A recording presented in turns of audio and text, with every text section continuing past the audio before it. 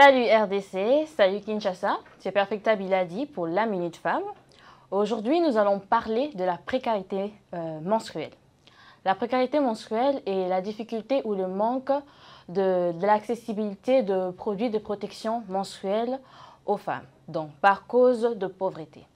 Raison pour laquelle je reçois aujourd'hui Madame Raïcha et Miss Ornélie. Nous allons développer les sujets ensemble. Bonjour Madame Raïcha. Bonjour.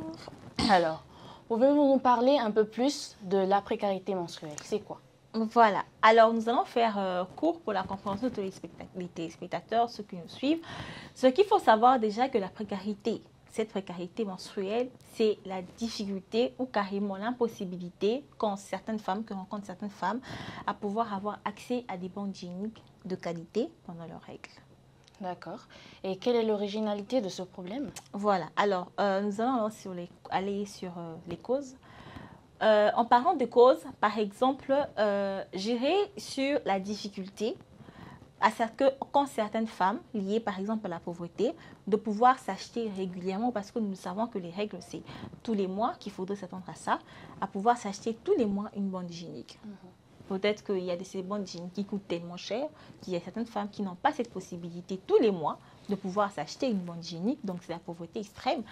Mais aussi, quand on va dans la normale, lorsque nous allons dans l'effet normal, on peut aller vers une petite fille pubère, par exemple, qui rencontre ou encore a un blocage psychologique de pouvoir parler de ses règles à ses parents pour pouvoir avoir des bandes hygiéniques appropriées. Donc, voilà un peu.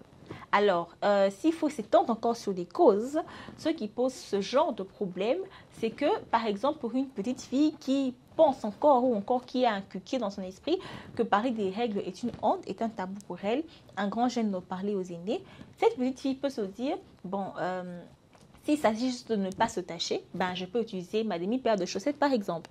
Je peux utiliser des papiers mouchoirs, par exemple. Je peux utiliser, couper mon cinglant ou mon linge et le mettre comme ça. Or, ça pose des problèmes après. Donc, voilà un peu. Voilà. Et quelles sont les solutions que nous pouvons apporter suite à ce problème? Voilà. Alors, je dirais, comme le dit cette phrase, dans le monde, tout le monde est solution. Tout le monde est solution à tout problème. Je peux être la solution d'Ornélie. Ornélie peut être ma solution. Déjà, il faudrait savoir qu'il ne faudrait pas nécessairement s'attendre, par exemple, à des dents qui viennent de très loin ou encore à des solutions, à des résolutions qui viennent de très loin. Si vous avez la possibilité d'avoir une bonne hygiénique, de pouvoir acheter en grande quantité, par exemple, pour pouvoir livrer, par exemple, aux prisonnières. Parce que tu sais, perfectement, en prison, il y a ces femmes qui ont vraiment une difficulté à avoir des bonnes hygiéniques. Donc, étant en prison, elle va peut-être réutiliser les mêmes vêtements qu'elle a, avec lesquels elle s'échange pour dormir dans sa chambre, par exemple. Parce que lorsque nous sommes dehors, en étant à la cité, tu as la facilité, par exemple, lorsque ok, j'avais carrément oublié que j'ai mes règles. En fait, tu vas directement au supermarché d'à côté ou encore tu vas à la boutique du coin, tu te payes ta bande hygiénique au prix que tu peux, quand tu peux. Mais lorsque tu es en prison, pour une femme, c'est dur, c'est compliqué. C'est très difficile. Le mois, tu es surpris, mais tu n'as pas au fait de bande hygiénique, par exemple. Donc, si vous pouvez avoir la possibilité d'acheter des bandes hygiéniques en grande quantité, sachez qu'en le faisant, en allant donner à une femme dans laquelle vous trouvez dans une condition, des conditions très, très misérables, sachez que vous êtes une solution, au fait. Mais aussi, par exemple, lorsque vous êtes une fille à la maison qui a des personnes responsables qui peuvent lui sortir un 2000 francs, un 3000 francs pour une bande hygiénique, sachez discuter, sachez parler. Les règles ne sont pas un tabou, c'est pas un tabou, c'est un sujet qu'il faut prendre, dont il faut parler, mais il ne faut pas se gêner pour le faire. Voilà, nous sommes à la fin de notre émission. Comme quelqu'un me l'a dit un jour, à quoi ça sert de savoir compter si on ne sait pas compter les uns sur les autres? Donc, si vous avez quelque chose à la maison, si vous avez un petit truc, vous pouvez toujours le partager avec vos proches, avec des personnes qui sont en manque, avec des personnes qui sont dans la rue. Ce sont aussi des personnes qui sont touchées par ce problème. Vous pouvez toujours partager avec eux. Et comme nous sommes en 2022, je ne pense pas qu'aujourd'hui, les règles peuvent être un tabou.